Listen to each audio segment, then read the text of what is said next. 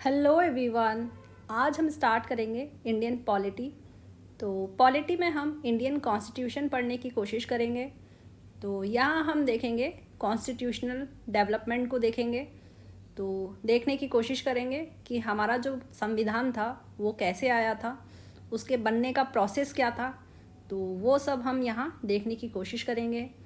तो संविधान में आखिर हमारे लिखा क्या है, तो हमारी जो डेमोक्रेसी है इंडिया में उसका जो बेस है वो हमारा संविधान है। तो संविधान की वजह से ही आज हमको फ्री और फेयर लाइफ मिल रही है। तो वो सब हम यहाँ देखने की कोशिश करेंगे, कैसे हमने अपना संविधान लिखा था।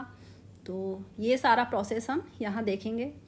तो आज हम स्टार्ट करेंगे कॉन्स्टिट्यूशनल डेवलपमेंट की।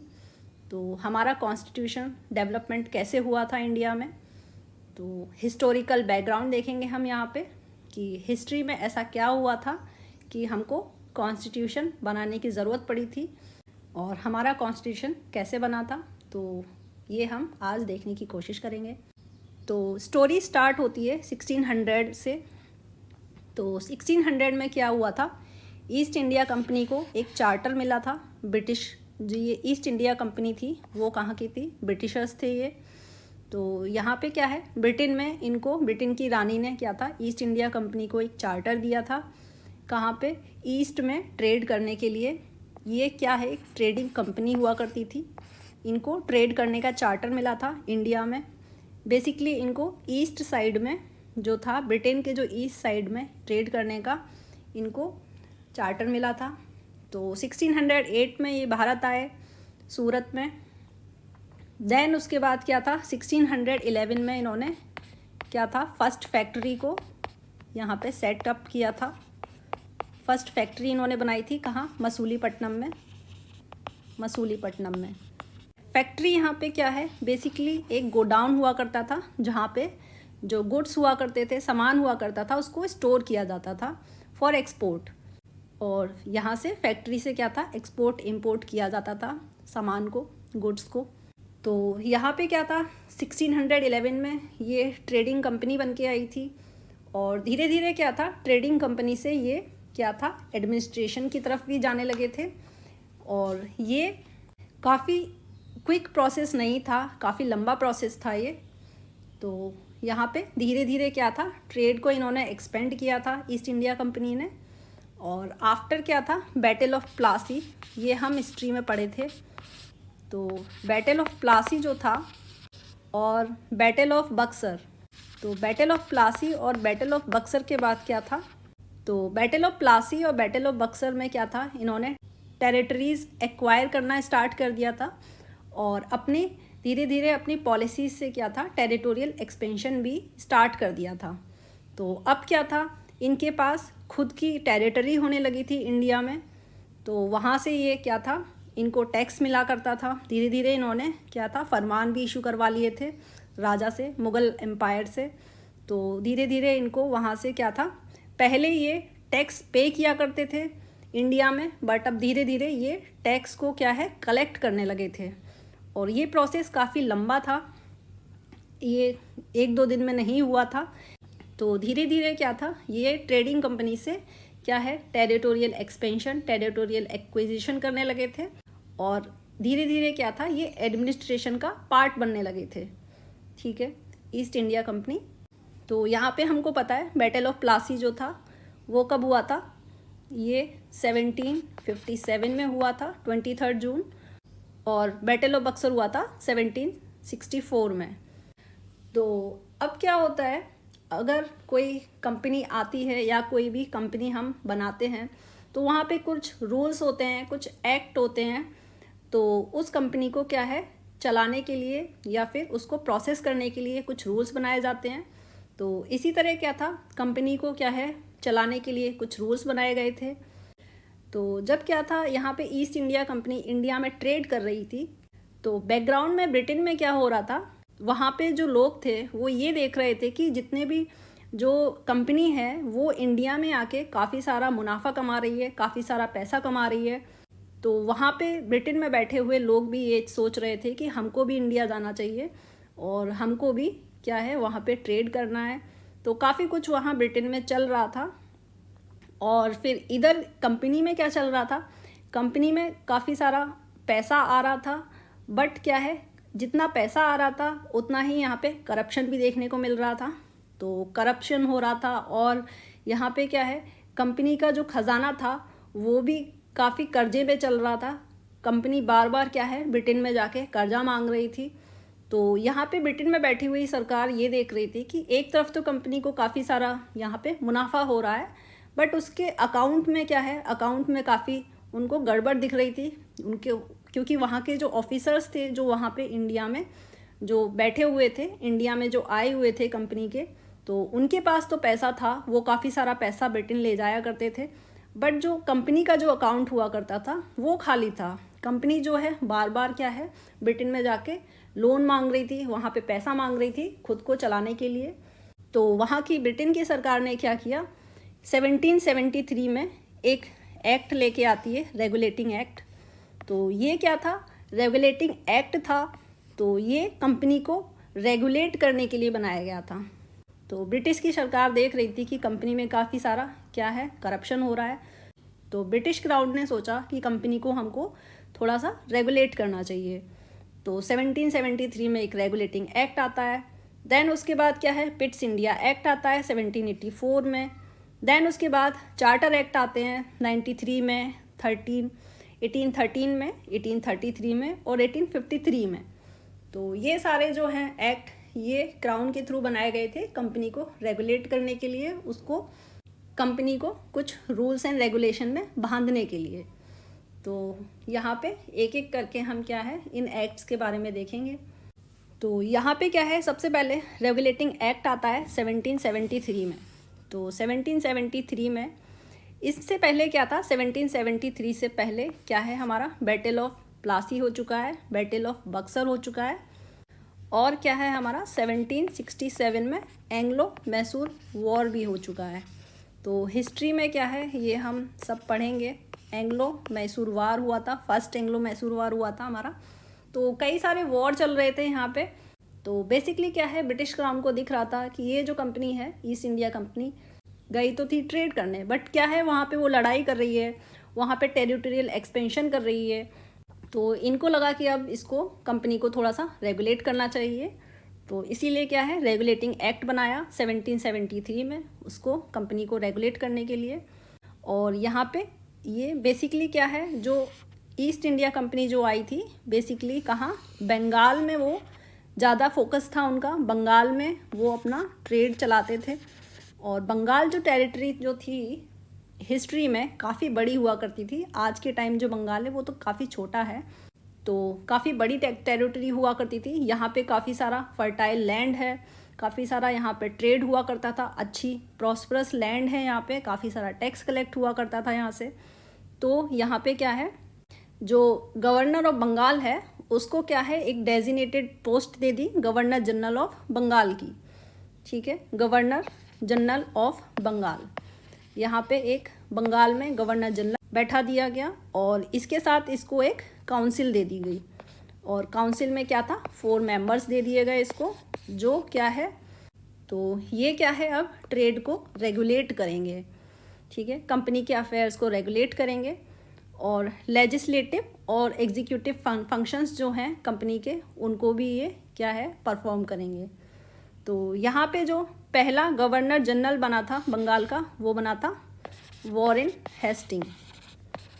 ठीक है, तो वॉरेन हेस्टिंग बने थे यहाँ पे पहले गवर्नर जनरल ऑफ बंगाल। और मद्रास और बॉम्बे प्रेसिडेंसी जो हुआ करती थी, वो बंगाल के अंडर आया करती थी। इसके बंगाल के सबऑर्डिनेट हुआ करते थे बॉम्बे और मद्रास प्रेसिडेंसी। ठीक है, बेसिकली ये 3 प्रेसिडेंसी हुआ करती थी जहाँ से ईस्ट इंडिया कंपनी जो है अपना ट्रेड जो किया करती थी। तो यहाँ पे क्या है, अब ये बॉम्बे और मद्रास क्या है, सबऑर्डिनेट बन चुके हैं बंगाल के। तो बॉम्बे प्रेसिडेंसी और मद्रास प्रेसिडेंसी क्या है, कोई भी वॉर और पीस नहीं कर सकते हैं ये खुद से।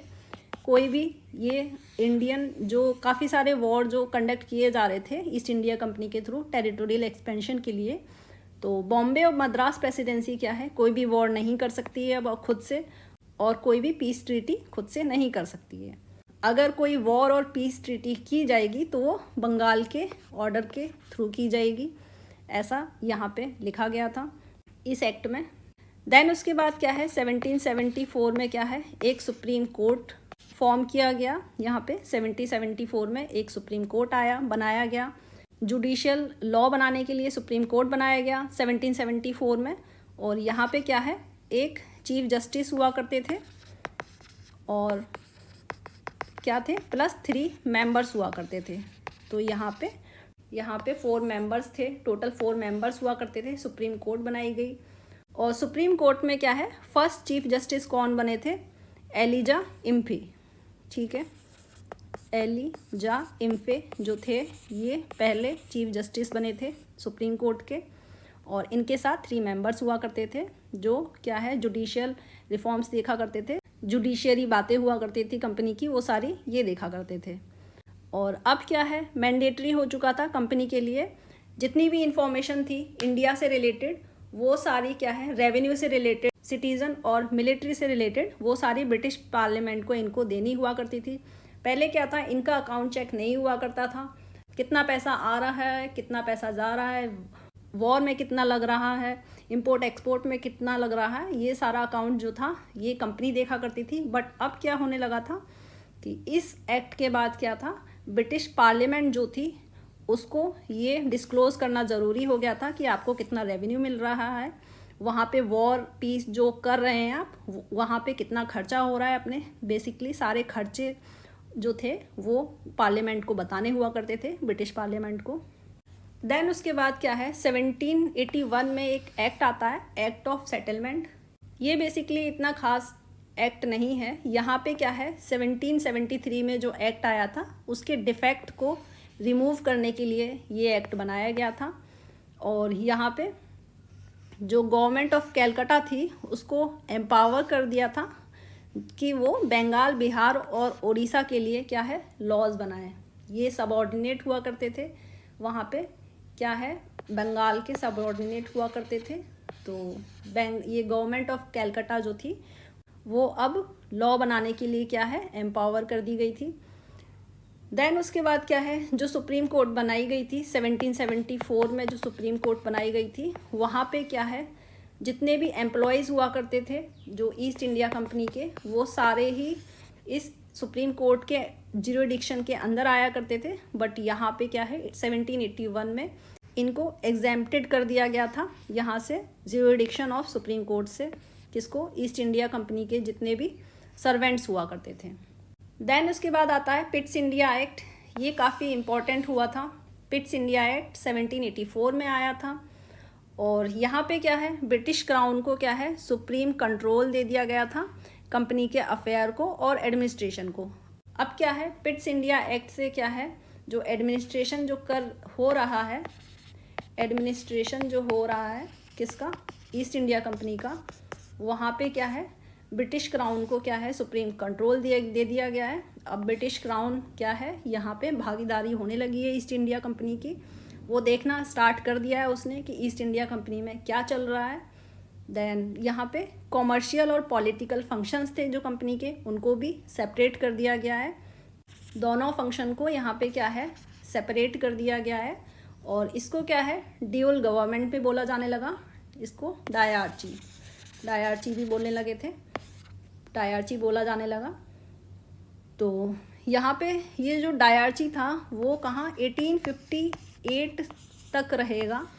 1858 में क्या हुआ था, काफ़ी इम्पॉर्टेंट इवेंट हुआ था, रिवॉल्ट हुआ था 1857 में।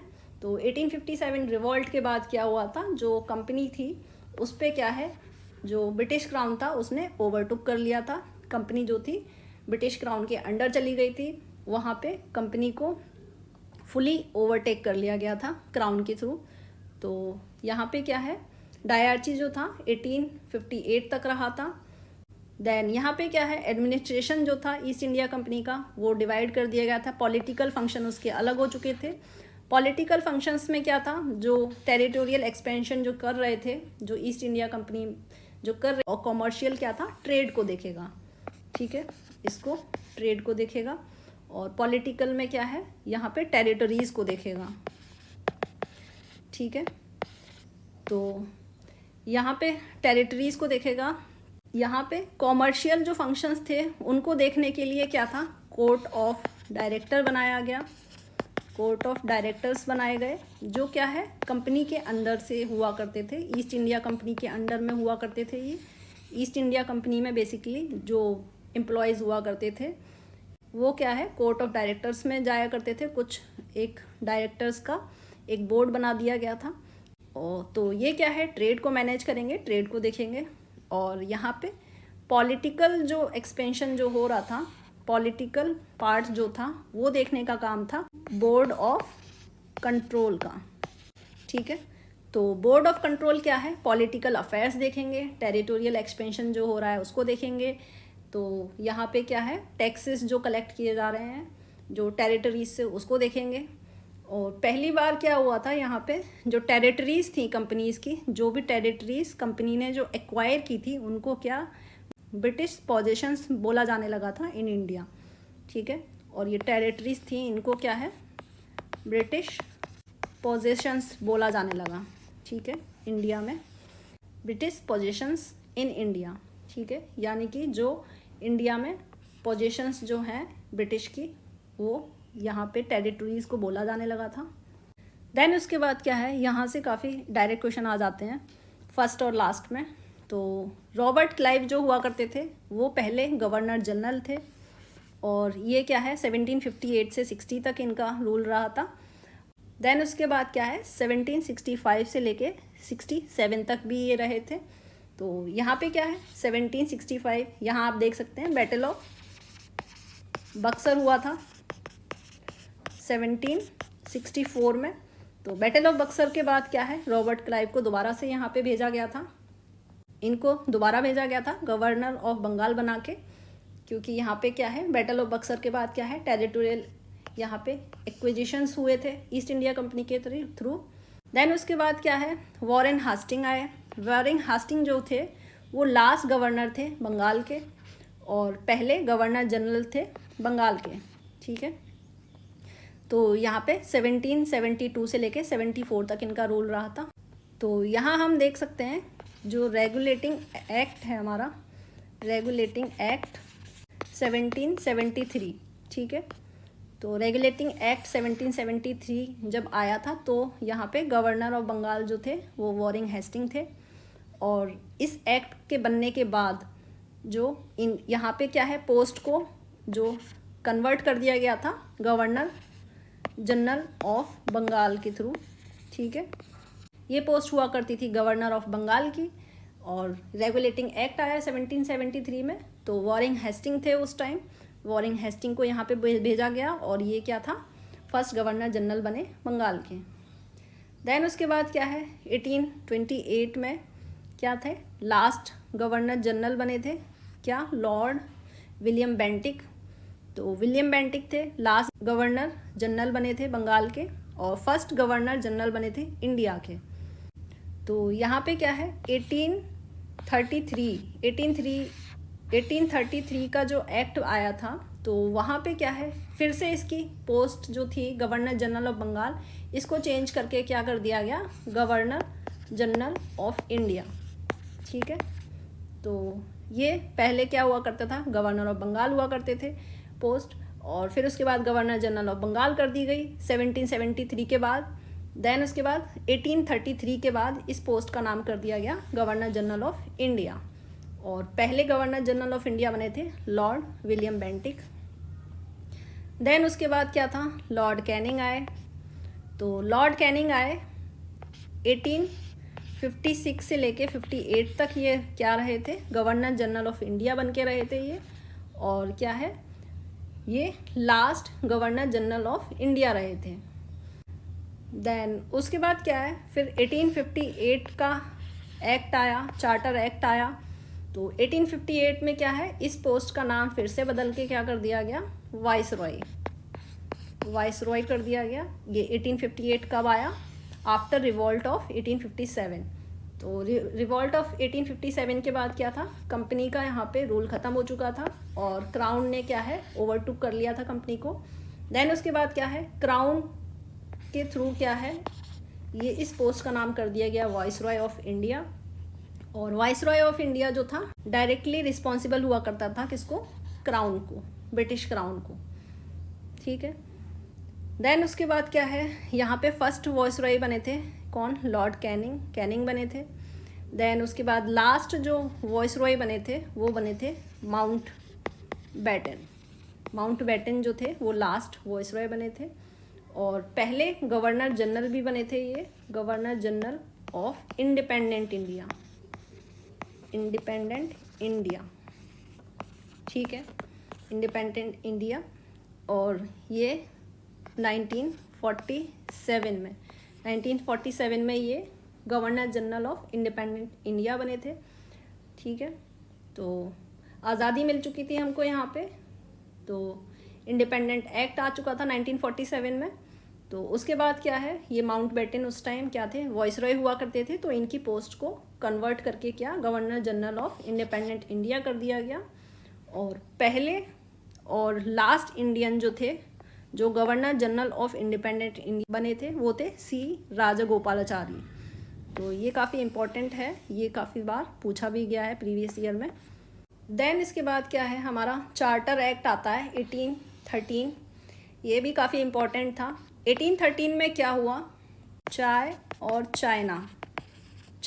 चाइना को छोड़ के जितना भी ट्रेड हुआ करता था ईस्ट इंडिया कंपनी का, उसको बंद कर दिया गया, ठीक। तो यहाँ पे क्या था, सिर्फ चाय और चाइना के साथ ये ईस्ट इंडिया कंपनी जो थी ट्रेड कर सकती थी, बाकी का जितना भी ट्रेड था इंडिया के साथ वो सारा ख़त्म कर दिया गया था, यहाँ पे एंड कर दिया गया था। और यहाँ एक मेजर डेवलपमेंट हुआ था एजुकेशन में क्या है, 1 लाख रुपीज़ था, 1 लाख रुपीज़ को क्या है यहाँ पे एजुकेशन के लिए अप्रूव किए गए थे। एजुकेशन में बेसिकली यहाँ पे एजुकेशन से मतलब था वेस्टर्न एजुकेशन। तो ब्रिटिशर्स क्या थे जो वेस्टर्न एजुकेशन को प्रमोट किया करते थे यहाँ पे। देन उसके बाद क्या था, यहाँ पे ब्रिटिश क्राउन का जो था सॉवरेनिटी हो गई थी। ब्रिटिश क्राउन ने क्या है, जितना भी टेरिटरीज थी इंडिया में, जो क्या है ईस्ट इंडिया कंपनी ने जितनी भी एक्वायर की थी, तो ये सारी टेरिटरीज क्या थी, अब क्या है सीधा क्राउन के अंडर आ चुकी थी। क्योंकि यहाँ पे जो ट्रेड, जो यहाँ पे ईस्ट इंडिया कंपनी थी वो ट्रेडिंग कंपनी अब नहीं रही थी एक्सेप्ट टी एंड चाइना। तो यहाँ पे जितनी भी टेरिटरीज जो थी वो अब डायरेक्टली क्राउन के अंडर आ चुकी थी। तो यहाँ पे क्या है, एक इम्पॉर्टेंट डेवलपमेंट भी हुआ था, जो क्रिश्चियन मिशनरीज हुआ करती थी उनको भी यहाँ पे इंडिया पे आके प्रोपोगेशन, क्रिश्चियनिटी को प्रोपोगेशन के लिए यहाँ पे अलाउ कर दिया गया था। अब क्या है, क्रिश्चियन मिशनरीज इंडिया आने लगी थी और अपने धर्म का प्रचार करने लगी थी। और लोकल ऑटोनोमस बॉडीज़ थी, उनको भी टैक्स लेवी करने का क्या है परमिशन मिल चुका था। ये सारा डेवलपमेंट हुआ था चार्टर एक्ट 1813 में। देन उसके बाद आता है चार्टर एक्ट 1833। तो 1833 का जो चार्टर एक्ट है उसको सेंट हेलिना एक्ट भी बोला जाता है। देन 33 में क्या हुआ, 1833 में ये फाइनल स्टेप था सेंट्रलाइजेशन के लिए। क्योंकि अभी तक क्या था, 1813 में क्या था, जो ईस्ट इंडिया कंपनी को क्या है ट्रेड डिसबैंड कर दिया गया था इनका, एक्सेप्ट चाइना और चाय। यहाँ पे 33 में क्या हुआ था, 1833 में जो चाइना और चाय का जो ट्रेड था वो भी इनसे ले लिया गया, इनसे छीन लिया गया। अब जो ईस्ट इंडिया कंपनी थी वो प्योरली क्या है एडमिनिस्ट्रेटिव बॉडी बन चुकी थी। अब क्या है, कॉमर्शियल फंक्शन इनका नहीं हुआ करता था, अब ये कोई भी ट्रेड नहीं करेंगे। अब क्या है, इनका काम बचा था, जो पोजीशंस जो इंडिया में थी इनकी, जो टेरिटोरियल एक्सपेंशन जो था उनको गवर्न करने का इनका काम हो चुका था। अब ये प्योरली एडमिनिस्ट्रेटिव बॉडी बन चुकी थी। और यहाँ पे क्या है, गवर्नर जनरल ऑफ बंगाल था, उसको गवर्नर जनरल ऑफ इंडिया बना दिया गया, ये भी हम देख चुके थे। देन इसके बाद गवर्नर जनरल जो बंगाल का था, इसके अंडर क्या है काउंसिल हुआ करती थी, ठीक है, गवर्न करने के लिए। और इस काउंसिल में क्या है, पहले 3 मेंबर्स हुआ करते थे, अब क्या है +1 मेंबर और इसको ऐड कर दिया गया है। और ये 1 मेंबर कौन था, लॉ मेंबर हुआ करता था। फोर्थ मेंबर जो हुआ करता था वो लॉ मेंबर हुआ करता था। और ये law member, first law member कौन थे? मकॉली फर्स्ट लॉ मेंबर थे under council of governor general of Bengal. Then इसके बाद 1843 में स्लेवरी को भी डिसबैंड कर दिया गया, स्लेवरी को अबॉलिश कर दिया गया यहाँ पे। देन उसके बाद क्या है, यहाँ पे ये भी देखने को मिला है कि जो डिस्क्रिमिनेशन हुआ करता था गवर्नमेंट जॉब में, उसको भी यहाँ पे क्या है, हटा दिया गया है। यहाँ पे अंडर सेक्शन 87 ऑफ एक्ट यहाँ पे डिस्क्रिमिनेशन को क्या है, इलीगल कर दिया गया है, इलीगल करार कर दिया गया है। और ये क्या है, हमारे आज जो हमारे संविधान में आर्टिकल 15 है उसकी नींव बनी थी। यहाँ पे चार्टर एक्ट 1833 में आर्टिकल 15 की नींव रखी गई थी। डिस्क्रिमिनेशन जो था गवर्नमेंट जॉब में on basis of religion, birth place, race और कलर, इसको क्या है, ख़त्म कर दिया गया था। तो ये क्या है, आर्टिकल 15 जो आज है हमारा, वो यहाँ पे इसकी नींव 1833 में रख दी गई थी। देन उसके बाद क्या है, गवर्नर जनरल जो हुआ करते थे उनको क्या है, ऑथराइज किया गया था उनको अपॉइंट करने के लिए लॉ कमीशन, एक लॉ कमीशन को अपॉइंट करने के लिए गवर्नर जनरल जो थे किसके, बंगाल के, उनको क्या है, ऑथराइज कर दिया गया था। ये लॉ कमीशन को अब अपॉइंट कर सकते थे। देन उसके बाद क्या है, चार्टर एक्ट 1853 आता है। 1853 में क्या है, यहाँ पे लेजिस्लेटिव और एग्जीक्यूटिव फंक्शन जो थे कंपनी के, उनको सेपरेट किया गया। गवर्नर जनरल की जो काउंसिल हुआ करती थी वहाँ पे लेजिस्लेटिव और एग्जीक्यूटिव जो फंक्शंस हुआ करते थे 1833 तक क्या था, ये काउंसिल के अंडर हुआ करती थी। जितने भी फंक्शंस हुआ करते थे वो गवर्नर जनरल देखा करते थे, उनकी काउंसिल देखा करती थी। बट अब क्या था, 1853 में दोनों को अलग कर दिया गया, लेजिस्लेटिव फंक्शन अलग कर दिए गए, एग्जीक्यूटिव फंक्शन अलग कर दिए गए। यानी कि जो लॉ बनाएंगे उनको अलग कर दिया गया और एग्जीक्यूटिव जो एग्जीक्यूट करेंगे लॉ को, उनको अलग कर दिया गया। अब पहली बार इनको क्या है, ईस्ट इंडिया कंपनी को ज़रूरत यहाँ पे महसूस पड़ी कि लॉ बनाने वाले अलग होने चाहिए और उनको इम्प्लीमेंट करने वाले अलग होने चाहिए। तो यहाँ पे क्या है, एक सेपरेट इंडियन लेजिस्लेटिव काउंसिल बनाई गई लॉ मेकिंग के लिए। तो यहाँ पे क्या है, देख सकते हैं सेपरेशन हुई किसकी, पावर की सेपरेशन हो गई। पहले क्या है, पावर को सेंट्रलाइज रखा गया था, सारी पावर गवर्नर जनरल को दी गई थी। अब क्या है, यहाँ पे सेपरेशन ऑफ पावर कर दी गई। और यहाँ पे जो लेजिस्लेटिव काउंसिल जो थी यहाँ पे लॉ मेकिंग के लिए, वहाँ पे 6 मेंबर को अपॉइंट किया गया, 6 मेंबर हुआ करते थे यहाँ पे। प्लस क्या है, यहाँ पे ओपन कंपटीशन सिस्टम जो था सिविल सर्वेंट्स के लिए, वो भी यहाँ पे ओपन कर दिया गया। अब क्या है, इंडियंस और यूरोपियंस दोनों ही क्या है, कंपटीशन में भाग ले सकते थे।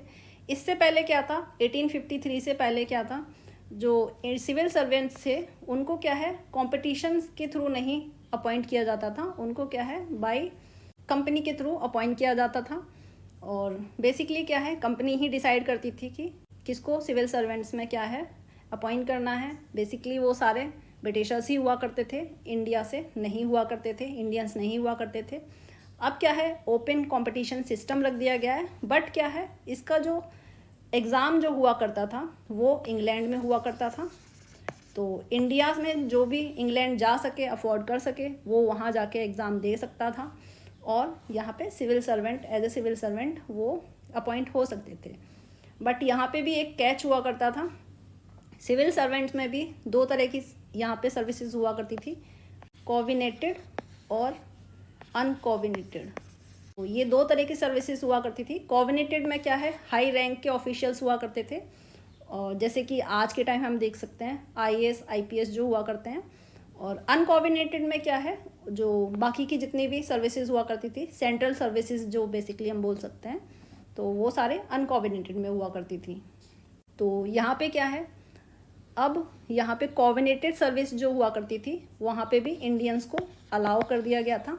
अभी तक क्या है, 1833 तक अलाउ नहीं किया जाता था इनको कोविनेटेड सर्विसेज में, अब यहाँ पे इंडियंस भी अलाउ कर दिए गए हैं 1853 के बाद। देन यहाँ पे एक चीज़ और है, 1833 से पहले के जितने भी एक्ट हुआ करते थे वो बोले जाते थे रेगुलेशन एक्ट, रेगुलेटिंग एक्ट या फिर रेगुलेशन एक्ट बोला जाता था उनको, क्योंकि ये क्या है, कंपनी को रेगुलेट किया करते थे। यहाँ पे हम देख सकते हैं 1833 से पहले 1813 तक क्या था, जो कंपनी के पास क्या था, कुछ ट्रेड करने की पावर रही थी 1833 तक। 1833 के बाद क्या है, वो पूरी तरह से कंपनी को डिसबैंड कर दिया गया था।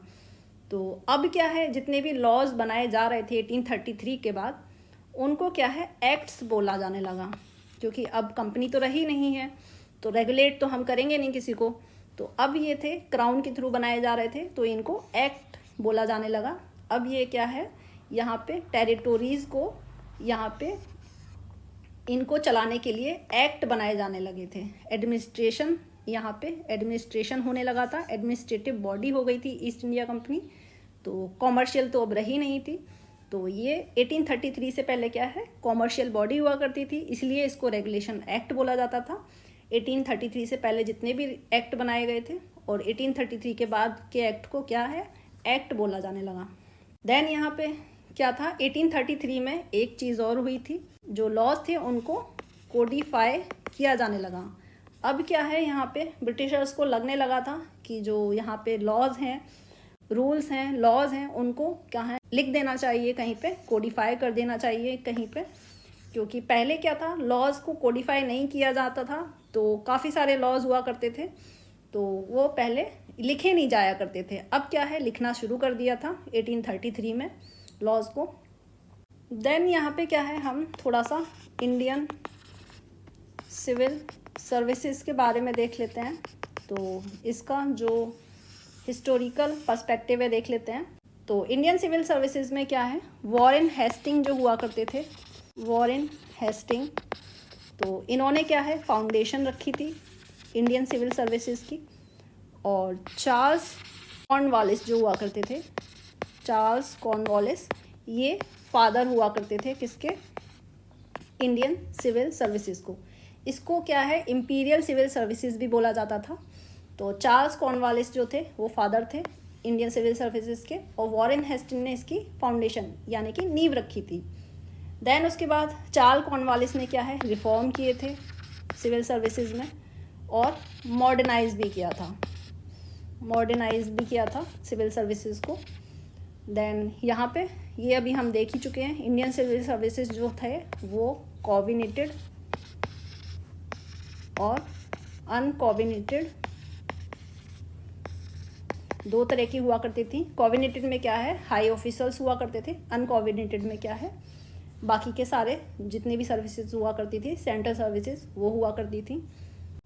देन उसके बाद क्या है, गवर्नमेंट ऑफ इंडिया एक्ट 1919, 1919 में क्या है, ऑल इंडिया सर्विसेज आई, ठीक है, और प्लस सेंट्रल सर्विसेज आई। तो ये क्या है, आज जो हम सिविल सर्विसेज का एग्ज़ाम देते हैं, ये उसकी नींव है। तो वह यहीं पे क्या है, ऑल इंडिया सर्विसेज का जन्म हुआ था, तो 1919 में हुआ था।